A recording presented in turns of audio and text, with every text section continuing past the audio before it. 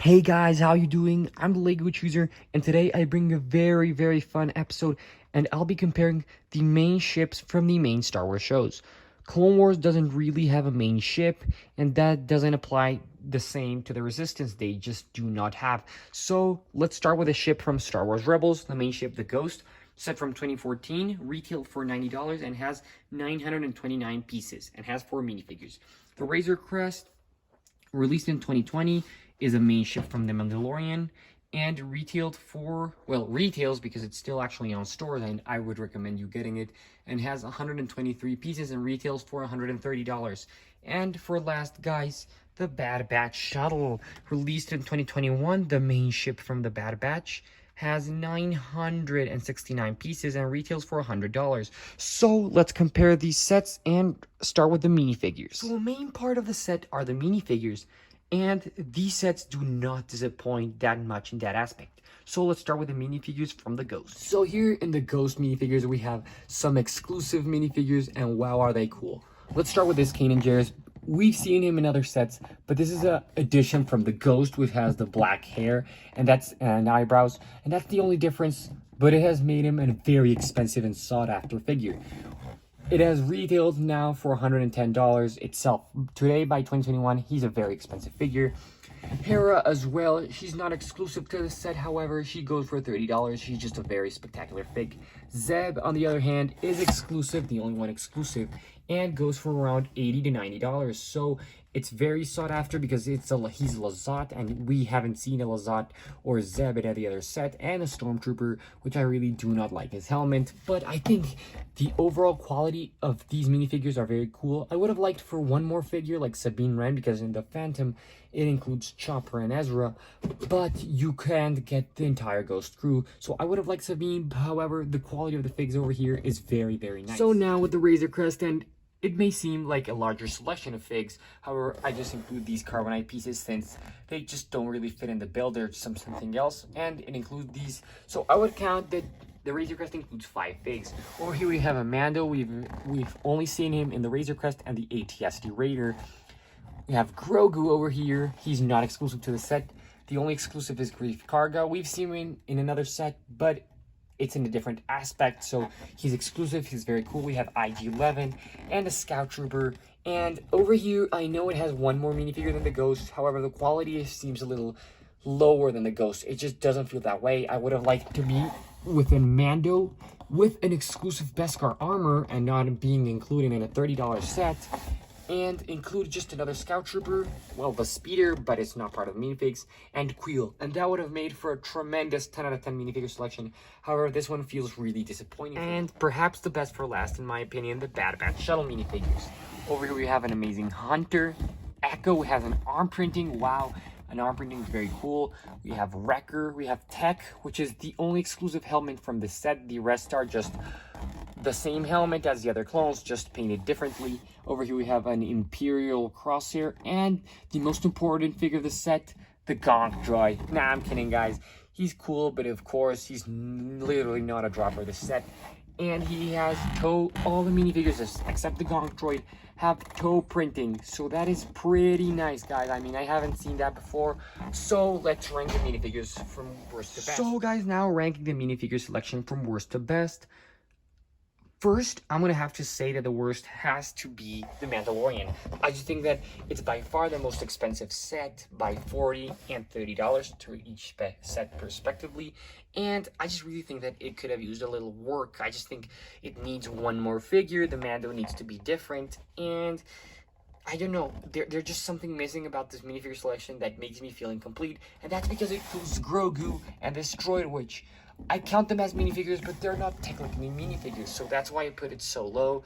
But in second place, I'm gonna have to give it to the Ghost. I just really think that they're spectacular. I would have put him at number 1, but by one reason they don't. They don't do it because not only they do not include the Sabine Wren I would have loved, but the Bad Batch figures are spectacular. The prints, everything, they're just overstanding among Lego Star Wars sets.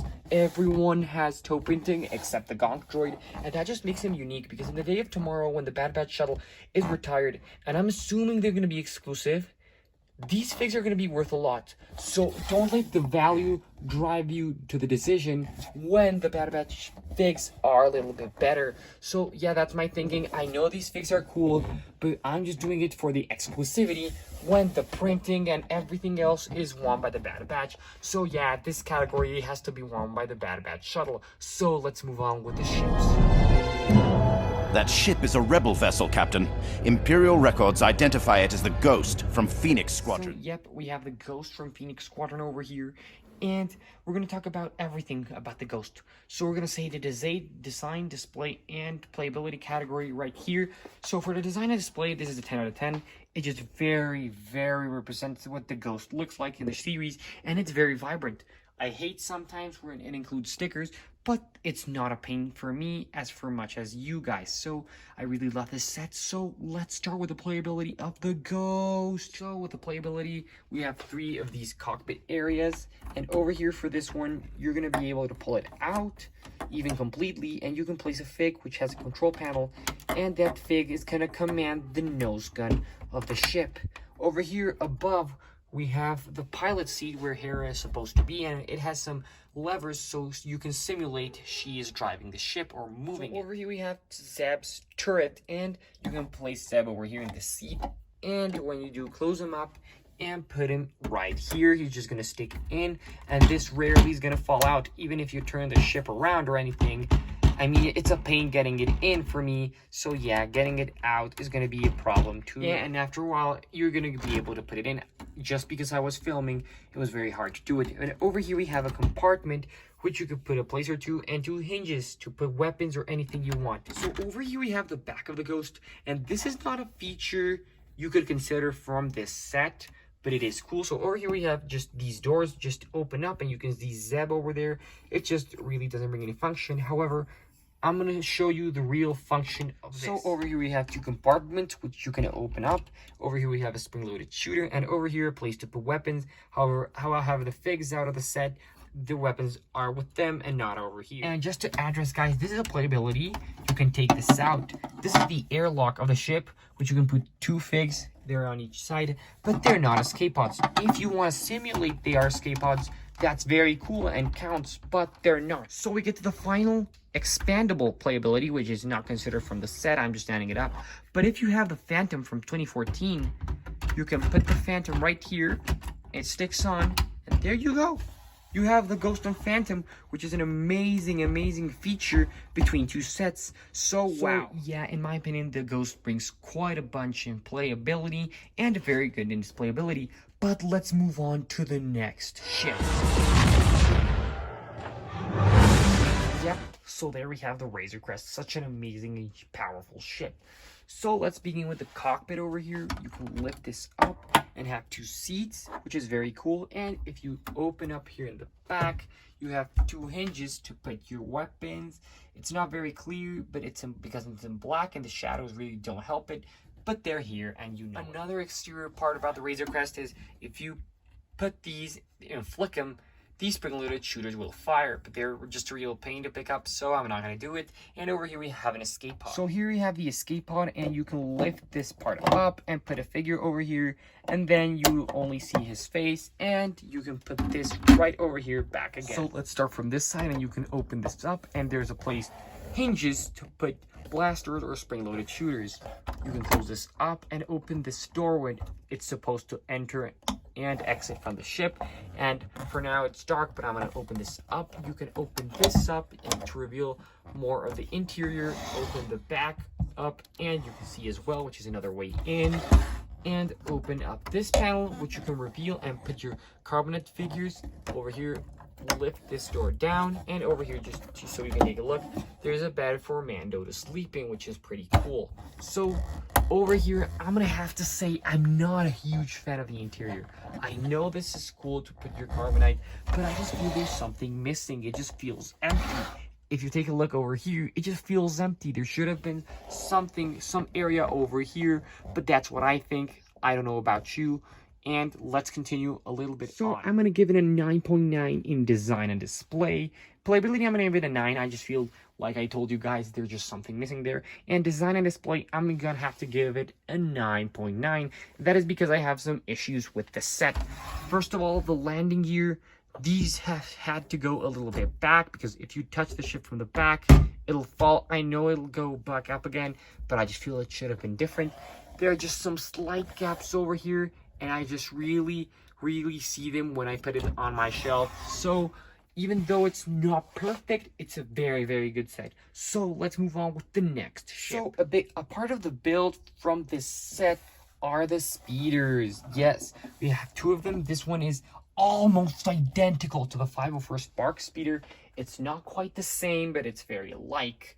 We have 2 stud shooters over here, a place to put your weapons in the back, and a seating area, as well as over here you have a hinge in the back to put your stuff, and over here we have a place to put your minifigures. And as you just saw, guys, this piece really falls off very constantly, so this is a very bad part about the speeder.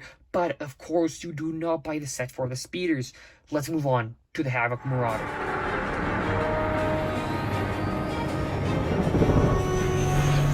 Yeah, guys, we get to the baby of the set, and I didn't want to put an intro on the speeders because you don't buy the set for the speeders. You buy it or for the figs or for the build. And for the design, I'm gonna have to give it a 7, and you might be shocked, but this set has some really bad aspects with the design. So let's start. This affects playability in such ways, but let's start. For starters, the set does not have any landing gear, which is very disappointing.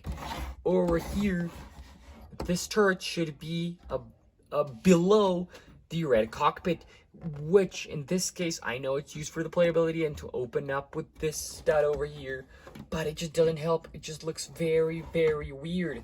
The set is very fragile. Another part where you missed out Lego is on the fin. Sure, it looks spectacular on this side, but on the other side, it doesn't look fairly as good. So really, it's just another thing to complain about. So let's start with the playability. And for starters, of course, you can move the wings.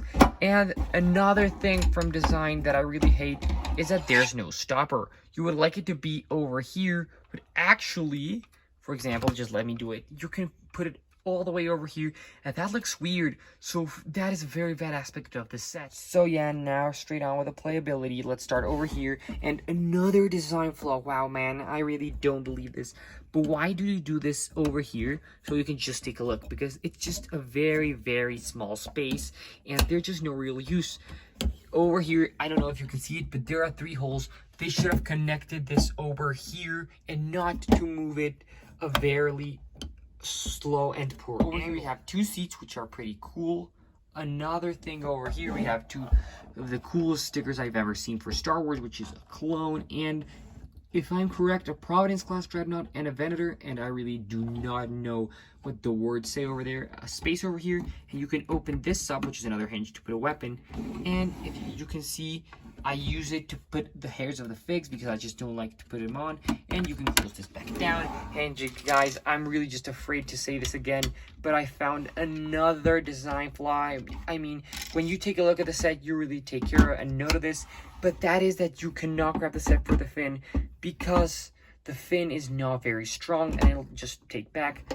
And it's just not very strong, guys. You cannot pick this up. And if you want to grab this set, you grab it by over here, and the ideal point for me is over here. So that is a lackluster for the Bad Batch Shuttle. Yeah, I'm not gonna give it a very nice score for the Bad Batch Shuttle. And literally, when I stopped filming, I just grabbed the set from over here, and this fell off. So that is pretty bad. It has a ton of design fails, and that's one of the things I hate most about the set, because it includes these speeders. I would have preferred to add these pieces from speeders, of course, in the colors of Bad Batch Shuttle, and reinforce the build of the Bad Batch Shuttle, because it just looks so cool. But there are just some elements it could have used, and they do it for speeders to make you think it is a valuable set, which is not very valuable. So that kills it for me. I just really like to be a set, and not divided in parts. So yeah, that's what I think. So giving out my expectations, I'm gonna have to say that in the design display category, Razor Crest takes the first place, Ghost takes second.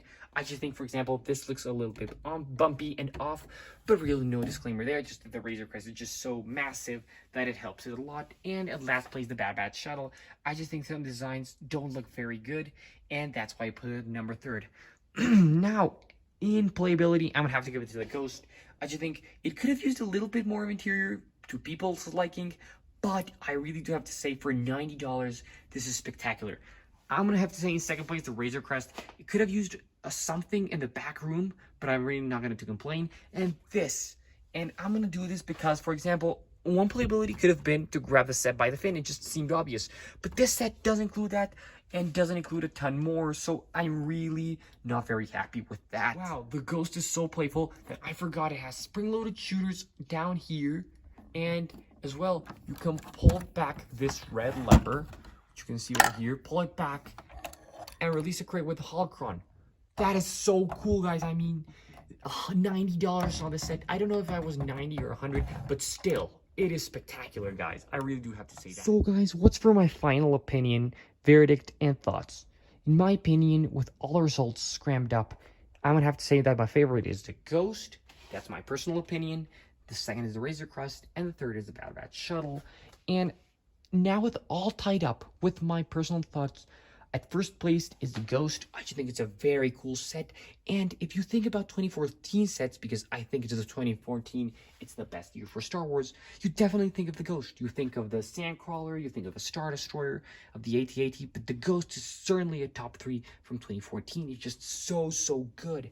It has a little bit of a downfall, but I really don't complain over there. In second place, the Razor Crest. I just think the minifigs are a little bit bad, but it's just a cool set, and it's one of those sets when you remember 2020. And at last place, the Bad Batch Shuttle.